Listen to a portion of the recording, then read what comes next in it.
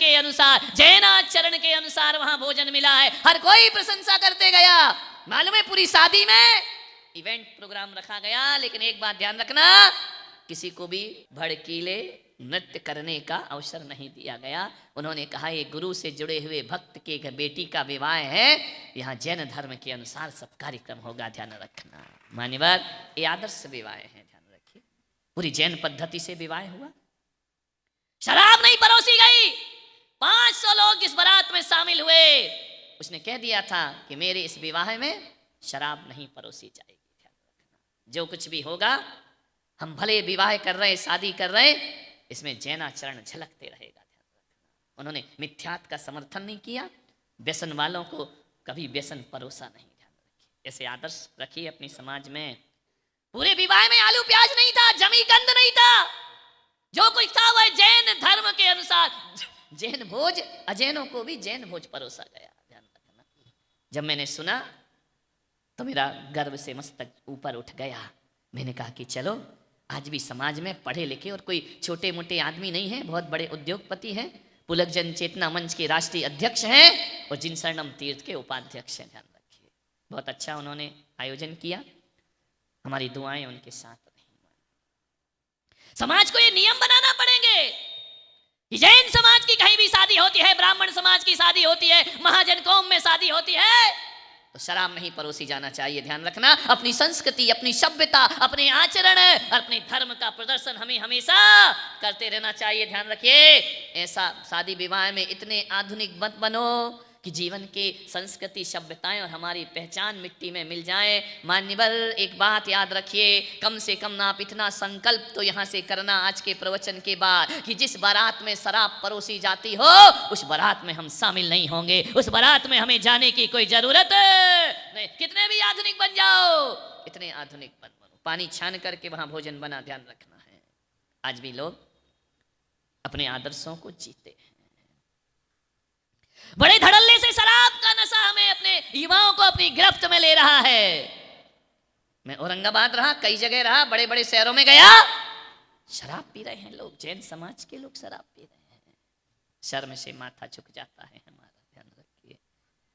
जैन का पहला लक्षण है मध्य मांस और मधु का त्याग। अरे रात्रि भोजन छोड़ो, ये जैन की पहचान है, नहीं छोड़ पा रहे, कोई बात नहीं है। 3 चीज जब तक नहीं छोड़ोगे तब तक आप जैन कुल में पैदा होकर भी जैन नहीं हो सकते हो। आपको मध्य का त्याग करना पड़ेगा, शराब छोड़ना पड़ेगी, आपको मांस छोड़ना पड़ेगा और आपको शहद छोड़ना पड़ेगा, ध्यान रखना। ये 3 चीज जो छोड़ता है वो जैन समाज में एंट्री लेने के लायक हुआ करता है। और मैं आपसे इतना ही आग्रह करना चाहता हूं कि आप ये संस्कार अपने परिवार में जिंदा रखिए, जीवित रखिए। 3 चीजें छोड़ना ही पड़ेंगी। और ध्यान रखना, शर्म आती है मुझे ये कहने में समाज के बीच कि हमें जैन को छुड़वाना पड़ रहा है। तो हमारे जन्मजात संस्कार है। जब बच्चा पैदा होता है, उस बच्चे को मंदिर ले जाती है माँ, 45 दिन बाद भगवान के दर्शन कराती है, गुरुओं का आशीर्वाद दिलाती है, कान में नमोकार मंत्र देकर उसे जैन बनाया जाता है। और उसी समय आचार्य उस बच्चे के माँ बाप को नियम दिया करते हैं कि जब तक बच्चा जवान ना हो जाए, इसे शराब, मांस और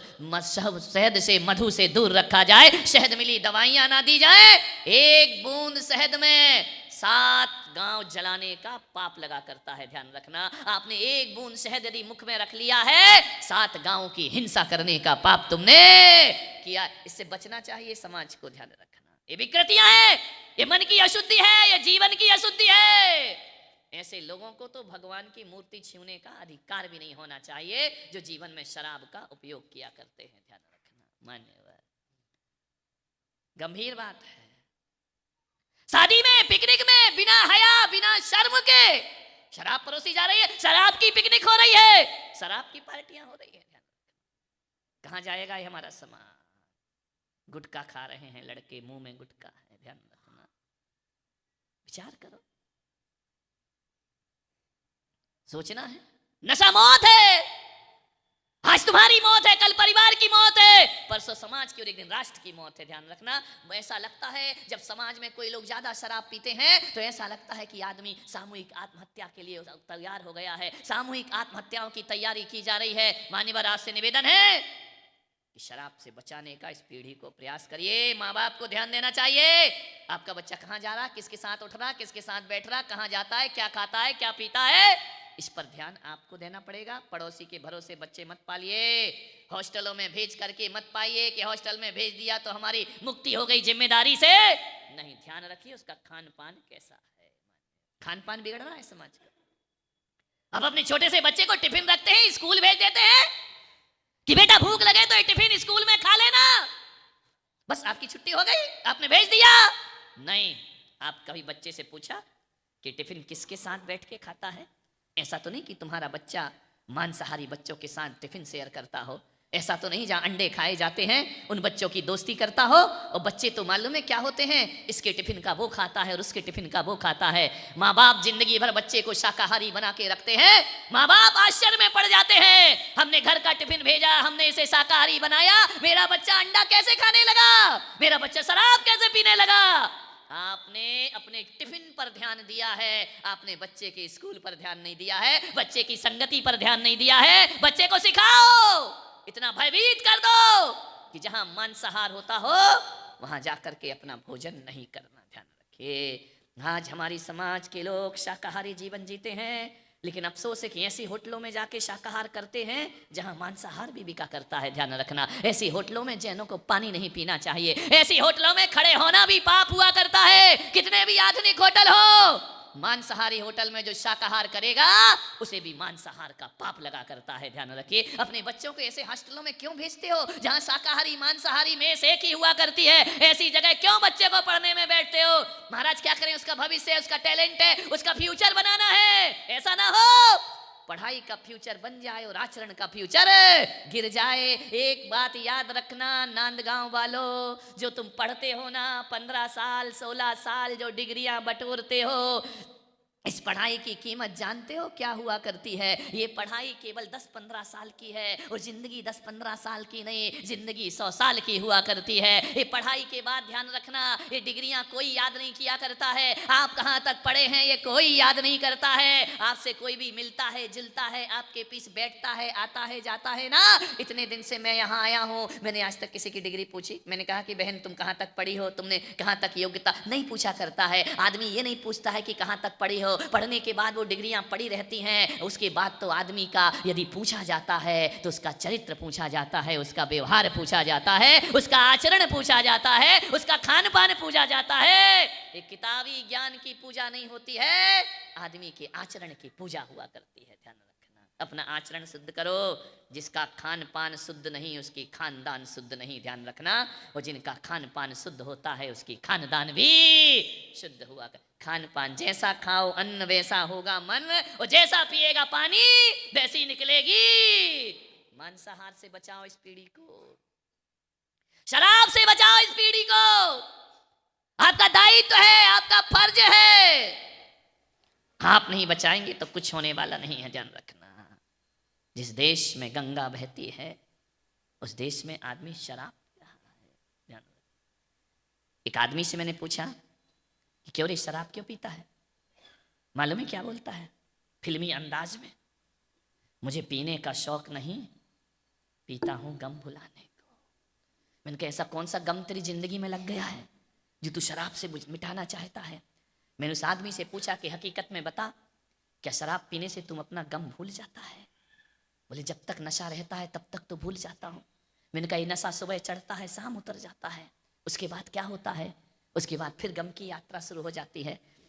एक बात याद रखना, मैंने कहा थोड़ी देर को शराब पीकर तू तो गम से मुक्त हो जाता है, लेकिन कभी सोचा है तेरा परिवार गम में डूब के मर जाया करता है। ध्यान रखना, जब एक आदमी शराब पीता है तो गम तू अपना मिटाता है, लेकिन माँ की आंखों में आंसू देता है। एक बेटा जब शराब पीता है अपना गम थोड़ी देर को भुलाता है, पिता की इज्जत दांव में लगा दिया करता है। एक बेटा जब शराब पीता है पत्नी को खून के आंसू देता है, बच्चों का भविष्य बिगाड़ दिया करता है। ध्यान रखिए, शराब पीने से गम नहीं मिटा करते हैं। मैं आपसे निवेदन करता हूं, गम मिटाना है तो शराब की बोतल मुंह में मत लगाओ। अरे गम मिटाना है तो गंगा जल और भगवान का गंधोदक माथे पर लगाओ, तुम्हारा गम मिटने में ज्यादा देर।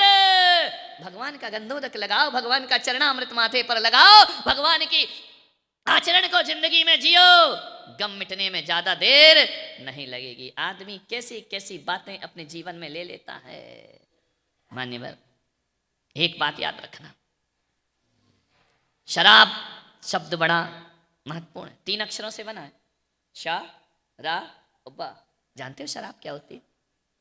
जो सड़ाती है, रा से रुलाती है, और बा से जो बर्बाद कर जाती है, वो शराब कहलाती है। ध्यान रखना, जो सड़ाएगी, रुलाएगी, बर्बाद करेगी। अरे शराब बनने से पहले अंगूर को सड़ना पड़ता है, शराब बनने से पहले महुए को सड़ना पड़ता है। लेकिन एक बात याद रखना, जिसका जन्म सड़ने से होता है, शराब का जन्म अंगूर के सड़ने से होता है, और शराब का अंत जो पीता है उसकी जिंदगी को सड़ाया करती है। जिसका प्रारंभ और अंत ही सड़न से हुआ करता है, वो शराब तुम्हें कभी भी जीवन में सुकून देने वाली नहीं है। शराब से बचो, शराब से बचिए। अफसोस है मुझे कि हमारी समाज में मंदिरों में बोर्ड लगते हैं, ये तेरा पंथ का मंदिर है, यहां पंचामृत करना मना है। ये तेरा पंथी मंदिर है, शुद्ध आमनाय का मंदिर है, यहां स्त्री अभिषेक नहीं करेगी। कहीं बोर्ड लगता है, ये आर्ष परंपरा का मंदिर है, यहां पंचामृत होगा, फूल चढ़ेगा, स्त्री अभिषेक कर। फालतू की बातों में समाज को लड़ाते हो, झगड़ते हो। मैंने आज तक किसी मंदिर में लिखा नहीं देखा है, मेरा दुर्भाग्य है कि ये शुद्ध आमना का मंदिर है, यहां शराबियों को अभिषेक करने का अधिकार नहीं हुआ करता है, यहां व्यसन करने वालों को पूजा का अधिकार, कहीं नहीं लिखा है। ये पंथ फूल और फल पे लड़ रहा है समाज, दूध और पानी पे लड़ रहा है समाज। अरे नियम बनाना है तो ऐसे नियम बनाओ कि शराबियों को भगवान का अभिषेक करने का अधिकार, उन्हें इंद्राणी बनने का अधिकार नहीं मिलेगा, और शराबियों को, मुनियों को आहार देने का अधिकार नहीं। ऐसे नियम क्यों नहीं बनाते? ऐसा बोर्ड क्यों नहीं लगाते अपने मंदिर में?